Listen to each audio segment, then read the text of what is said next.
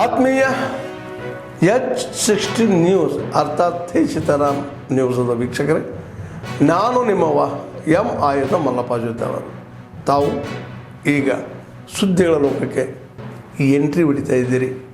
ಈ ಸುದ್ದಿಗಳನ್ನು ಪ್ರತಿಯೊಂದು ನೋಡೋ ಜೊತೆಗೆ ನಿಮ್ಮ ಅಭಿಪ್ರಾಯಗಳನ್ನು ಹಂಚ್ತಾ ಇರ್ರಿ. ಯಾಕಂದರೆ ಈ ಸುದ್ದಿಗಳು ನಿಮಗಾಗಿ, ನಿಮ್ಮ ಬದುಕಿಗಾಗಿ, ನಿಮ್ಮ ವೈಚಾರಿಕೆಗಾಗಿ, ನಿಮ್ಮ ತಿಳುವಳಿಕೆಗಾಗಿಯೂ ನಿಮಗೂ ಗೊತ್ತು. ಜೊತೆಗೆ ನಮಗೂ ನಿಮ್ಮೊಂದಿಗೆ ಇದೊಂದು ಮಾತಾಡುವಂಥ ಜೊತೆಗೆ ಸುದ್ದಿಗಳನ್ನು ಬಿಡುವಂಥ ಕೆಲಸ. ಈ ಕೆಲಸದಲ್ಲಿ ನಾವು ನಿಮ್ಮೊಂದಿಗಿದ್ದೀವಿ ಅಂತ ಹೇಳ್ತಾ ನೋಡ್ತಾ ಇರಿ ಈ ಸುದ್ದಿಗಳನ್ನು. ಐತಿಹಾಸಿಕವಾದಂಥ ವರದಿಯನ್ನು ಒಳ ಮೀಸಲಾತಿಗೆ ಸಂಬಂಧಪಟ್ಟಂಥ ರೀತಿಯಲ್ಲಿ ಏನು ಸರ್ಕಾರ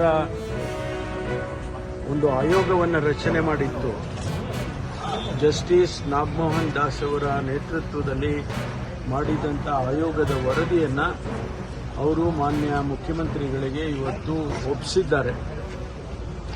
ಇದು ಒಂದು ರೀತಿಯಲ್ಲಿ ಇಡೀ ದೇಶದಲ್ಲಿ ವ್ಯವಸ್ಥಿತವಾಗಿ ಮಾಡಿರ್ತಕ್ಕಂಥ, ಅದರಲ್ಲೂ ಕೂಡ ಒಂದು ಆಧುನಿಕವಾಗಿ ತಾಂತ್ರಿಕತೆಯನ್ನು ಉಪಯೋಗ ಮಾಡಿ, ಟೆಕ್ನಾಲಜಿಯನ್ನು ಉಪಯೋಗ ಮಾಡಿ ಕೇವಲ 2 ತಿಂಗಳಲ್ಲಿ ಈ ವರದಿಯನ್ನು ಸರ್ಕಾರಕ್ಕೆ ಒಪ್ಪಿಸಿದ್ದಾರೆ. ಅದರ ಒಳಗಡೆ ಏನಿದೆ ಅಂತ ನಮಗಿನ್ನೂ ಗೊತ್ತಿಲ್ಲ. ಮಾನ್ಯ ಮುಖ್ಯಮಂತ್ರಿಗಳು ವರದಿಯನ್ನು ಸ್ವೀಕಾರ ಮಾಡಿದ ಮೇಲೆ ಅದನ್ನು ಮುಂದಿನ ಸಂಪುಟದಲ್ಲಿ ಅದನ್ನು ಇಡಬೇಕು ಅಂತೇಳಿ ಈಗಾಗಲೇ ಸೂಚನೆಯನ್ನು ಕೂಡ ಕೊಟ್ಟಿದ್ದಾರೆ. ಒಂದು ಸಾರಿ ಅದು ಸಂಪುಟಕ್ಕೆ ಬಂದ ಮೇಲೆ ನಮಗೆಲ್ಲ ವಿಷಯಗಳು ಗೊತ್ತಾಗುತ್ತೆ. ಅದರ ನಂತರ ಅದನ್ನು ಅನುಷ್ಠಾನ ಮಾಡೋದಕ್ಕೆ ಯಾವ ರೀತಿ ಮಾಡಬೇಕು, ಚರ್ಚೆ ಮಾಡಬೇಕು ಅನ್ನೋದನ್ನ ಸಂಪುಟದಲ್ಲಿ ತೀರ್ಮಾನ ಮಾಡ್ತಾರೆ. ಅದೆಲ್ಲ ಸಂಪುಟದಲ್ಲಿ ಇಟ್ಟ ಮೇಲೆ ಅದ್ರ ಬಗ್ಗೆ ತೀರ್ಮಾನ ಆಗುತ್ತೆ. ಅದೇ ಸಂಪುಟ ಮಾಡಬೇಕು, ನಾನು ಮಾಡೋದಲ್ಲ, ಮುಖ್ಯಮಂತ್ರಿಗಳು ಮಾಡೋದಲ್ಲ, ಸರ್ಕಾರ ಸಂಪುಟದಲ್ಲಿ ತೀರ್ಮಾನ ಮಾಡುತ್ತೆ. ಸರ್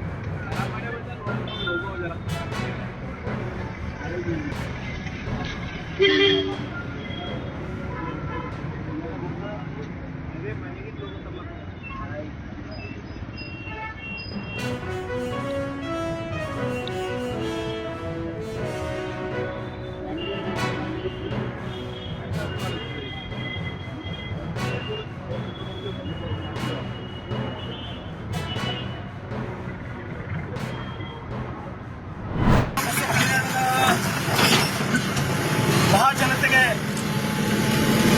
ನಾನು ನಿಮ್ಮ ಶರಣು ಸಲಗರ್, ನಿಮ್ಮ ಸೇವಕ.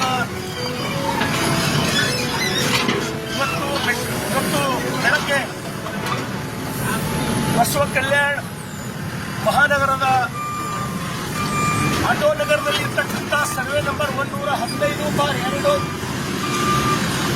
ಗಾರ್ಡನ್ ಜಾಗದಲ್ಲಿ ಸುಮಾರು 20 ಅಂಗಡಿಗಳನ್ನು ಅನಧಿಕೃತವಾಗಿ ಎಷ್ಟೇ ಸಲ ನಗರಸಭೆಯವರು ನೋಟಿಸ್ ಕೊಟ್ಟರೂ ಕೂಡ, ಕೆಲಸ ಮಾಡಿದ್ರು ಕೂಡ ಅನಧಿಕೃತವಾಗಿ ಕೆಲಸ ಮಾಡಿದ್ರು. ಇವತ್ತು ನಾವೆಲ್ಲರೂ ನೋಡ್ತಾ ಇದ್ರಿ, ನಮ್ಮ ಎಲ್ಲ ಅಧಿಕಾರಿಗಳು ಪೊಲೀಸ್ ಇಲಾಖೆಯ ಸಹಯೋಗದೊಂದಿಗೆ ಇವತ್ತು ನಾವು ಡೆಮಾಲಿಷ್ ಮಾಡಿಸ್ತಕ್ಕಂಥ ಪ್ರಕ್ರಿಯೆಯನ್ನು ಪ್ರಾರಂಭ ಮಾಡಿದ್ದೇವೆ. ನಾನು ಬೆಳಗ್ಗೆ ಲೈವ್ ಬಂದು ಹೇಳ್ತಕ್ಕಂಥ ಉದ್ದೇಶ ಇಷ್ಟೇ. ಬಸವ ಕಲ್ಯಾಣ ಮಹಾನಗರದಲ್ಲಿ ಯಾರು ಗಾರ್ಡನ್ ಜಾಗ, ಸಿಎಸ್ ಸೈಟ್ಗಳು, ಸರ್ಕಾರದ ಯಾವುದೇ ತರಹದ ಜಾಗವನ್ನು ಅತಿಕ್ರಮಣ ಮಾಡಿ ಕಟ್ಟಿದ್ದೇ ಅದರಲ್ಲಿ ನಿಮ್ಮ ಪರಿಸ್ಥಿತಿ ಕೂಡ ಇದೇ ಬಂತು ಅಂತಕ್ಕಂಥದ್ದು ಎಚ್ಚರಿಕೆ ನಿಮಗೆ ಕೊಡ್ತಕ್ಕಂಥ ಉದ್ದೇಶ ನಂದು. ಇವತ್ತು ನಾವು ನಮ್ಮ ಸರ್ಕಾರದ ಬಸವ ಕಲ್ಯಾಣ ಮಹಾನಗರದ ಸುಮಾರು 5 ಕೋಟಿ ಗಾರ್ಡನ್ನ ಮೌಲ್ಯ 5 ಕೋಟಿ ಮೌಲ್ಯದ ಸ್ಥಳವನ್ನು ಕಾಪಾಡ್ತಕ್ಕಂಥ ಕೆಲಸ ಇವತ್ತು ನಾವು ಮಾಡ್ತಾ ಇದ್ದೇವೆ. ಬಸವ ಕಲ್ಯಾಣದ ಸಮಸ್ತ ಮಹಾಜನತೆಗೆ ನಾನು ವಿನಂತಿಯನ್ನು ಮಾಡ್ತೇನೆ. ನೀವು ಯಾವುದೇ ಒಂದು ಅಂಗಡಿಗಾಗಲಿ, ಮನೆ ಕಟ್ಟಕ್ಕಾಗಲಿ, ಇನ್ನಿತರ ಯಾವುದೇ ಕಾರೋಬಾರಿಗೆ ಜಾಗ ಒಂದು ವೇಳೆ ಖರೀದಿ ಮಾಡಬೇಕಾಯ್ತಂದ್ರೆ ದಯಮಾಡಿ ಸುಮಾರು 30 ವರ್ಷಕ್ಕಿಂತ ಮೇಲ್ಪಟ್ಟು 30 ವರ್ಷ 40 ವರ್ಷಕ್ಕಿಂತ ಮೇಲ್ಪಟ್ಟು ಪ್ರತಿಯೊಂದು ದಾಖಲೆಗಳನ್ನು ಇಸಿ ಆಗಲಿ, ಪಹಣಿ ಆಗಲಿ, ರಿಜಿಸ್ಟರ್ ಕಾಪಿಗಳಾಗಲಿ ಯಾರಿಗೆ ಬಂತು ಅಂತಕ್ಕಂಥದ್ದು ಚೆನ್ನಾಗಿ ಪರಿಶೀಲನೆ ಮಾಡಿ ಖರೀದಿ ಮಾಡಿದಾಗ ಮಾತ್ರ ಆ ಸ್ಥಳ ನಿಮಗೆ ಉಳಿಲಿಕ್ಕೆ ಸಾಧ್ಯ ಅದ.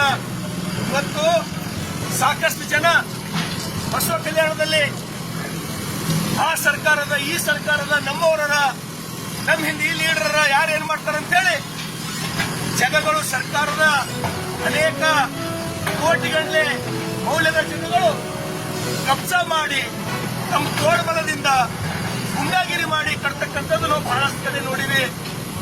ನಾನು ಅನೇಕ ಕಡೆ ಹೇಳಿದ್ದೀನಿ, ಯಾರು ಕಲೆಯ ತವರೂರು, ಕಲೆಗಳ ಬೀಡು.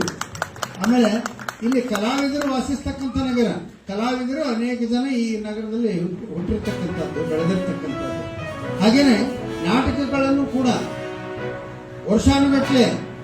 ಆಮೇಲೆ ಹುಣಗುಂದ ತಾಲೂಕಾ, ಇಳಕಲ್ ತಾಲೂಕದಲ್ಲಿ ಇರ್ತಕ್ಕಂಥ ನಾಟಕ ಕಂಪನಿಗಳು ಸಾಕಷ್ಟು ಇದ್ದಾವೆ.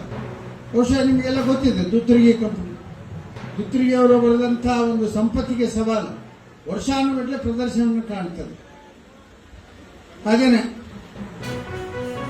ಕಂದಗಲ್ ಹನುಮಂತರಾಯ ಅತ್ಯಂತ ಪ್ರಸಿದ್ಧವಾದಂಥ ನಾಟಕಕಾರರು. ಹೀಗೆ ಅನೇಕ ಪ್ರಸಿದ್ಧ ನಾಟಕಕಾರರನ್ನ, ಕವಿಗಳನ್ನ, ಕಲಾವಿದರನ್ನ ಪೋಷಿಸ್ತಕ್ಕಂಥ ಮತ್ತು ಬೆಳೆಸಿರ್ತಕ್ಕಂಥ ತಾಲೂಕದ ಯಾವುದಂದ್ರೆ ಹುಣಗುಂದ ಮತ್ತು ಇಳಕಲ್ ತಾಲೂಕು ಅನ್ನೋ ಮಾತನ್ನು ಈ ಸಂದರ್ಭದಲ್ಲಿ ಹೇಳಕ್ಕೆ ಬಯಸ್ತೇನೆ. ನಿಮ್ಮಗಳ ಆಶೀರ್ವಾದದಿಂದ, ನಿಮ್ಮಗಳ ಪ್ರೋತ್ಸಾಹದಿಂದ ಇವತ್ತು ಯಶಸ್ವಿ 51ನೇ ಪ್ರಯೋಗ ಇಳಕಲ್ ನಗರದಲ್ಲಿ ಅದು ಈ ಒಂದು ನಾಟಕ ಕಾಣ್ತಾ ಇದೆ ಅಂತಂದ್ರೆ ನೀವು ಇದೇ ರೀತಿ ಈ ನಾಟಕಕ್ಕೆ ಪ್ರೋತ್ಸಾಹವನ್ನು, ಗ್ರಾಮೀಣ ಭಾಗದಿಂದಲೂ ಕೂಡ ಟ್ರ್ಯಾಕ್ಟರ್ ತಗೊಂಡು ಬರ್ತಾ ಇದ್ದಾರೆ ಅಂತ ನಾನು ಕೇಳಿದೆ. ಬಹಳ ಒಳ್ಳೆಯದು. ಯಾಕಂದ್ರೆ ಇವತ್ತಿನ ಸಂದರ್ಭದಲ್ಲಿ ಅನೇಕ ಮಾಧ್ಯಮಗಳು, ಟಿವಿ ಮಾಧ್ಯಮದ ಮುಖಾಂತರ ಅನೇಕ ಧಾರಾವಾಹಿಗಳು ಬರ್ತಾವ, ದಾರಿ ತಪ್ಪಿಸ್ತಕ್ಕಂಥ ಧಾರಾವಾಹಿಗಳು ಬರ್ತಾವ. ಆದರೆ ಇಂಥ ಸುಂದರ ನಾಟಕಗಳು ಸಮಾಜಕ್ಕೆ ಒಳ್ಳೆಯ ಕೊಡುಗೆಯನ್ನು ಕೊಡ್ತಾವ, ಜನರಿಗೆ ಆಕರ್ಷಣೆ ಕೊಡ್ತಾವ, ಜನರಿಗೆ ಒಂದು ಸನ್ಮಾರ್ಗವನ್ನ, ಸದ್ಬುದ್ಧಿಯನ್ನು ಕೊಡ್ತಕ್ಕಂಥ ಪ್ರದರ್ಶನಗಳು ಈ ನಾಟಕದಲ್ಲಿ ಬರ್ತಾ ಇದೆ ಅನ್ನೋ ಒಂದು ಮಾತನ್ನು ಕೂಡ ನಾನು ಕೇಳಿ ಇದಕ್ಕೆ ಆಸಕ್ತಿ ಹೊಂದಿದ್ದೇನೆ ಅನ್ನೋ. ಆತ್ಮೀಯರೇ, ಎಲ್ಲ ಸುದ್ದಿಗಳನ್ನು ನೋಡಿದ್ರಲ್ಲ, ಏನು ಅನಿಸ್ತು ನಿಮಗೆ? ಇದರಲ್ಲೇ ನಿಮ್ಗೆ ಲೈಕ್ ಆಗಿರ್ಬೋದು, ಡಿಸ್ಲೈಕು ಆಗಿರ್ಬೋದು, ಕಾಮೆಂಟ್ ಬೇಡಪ್ಪ ಅಂತೂ ಅನಿಸಿರ್ಬೋದು, ಕಾಮೆಂಟ್ ಮಾಡಬೇಕಪ್ಪ ಅನಿಸ್ಬೋದು, ಶೇರ್ ಮಾಡಬಾರ್ದಪ್ಪ ಅನಿಸಿರ್ಬೋದು, ಮಾಡಬೇಕು ಅನಿಸಿರ್ಬೋದು. ಏನಾದರೂ ಆಗಲಿ ಶೇರ್ ಮಾಡ್ತಾಯಿರಿ, ಈ ನ್ಯೂಸ್ಗಳನ್ನ ಹಂಚ್ತಾ ಇರಿ, ಜೊತೆಗೆ ಇದಕ್ಕೆ ಸಬ್ಸ್ಕ್ರೈಬ್ ಆಗ್ತಾಯಿರಿ ಅಂತ ಹೇಳ್ತಾ, H16 ನ್ಯೂಸ್ ಅರ್ಥಾತ್ ಹೇ ಸೀತಾರಾಮ್, ಇದು ಸತ್ಯದ ಕೈಗೆ ನಡಿ. ವಂದನೆಗಳು.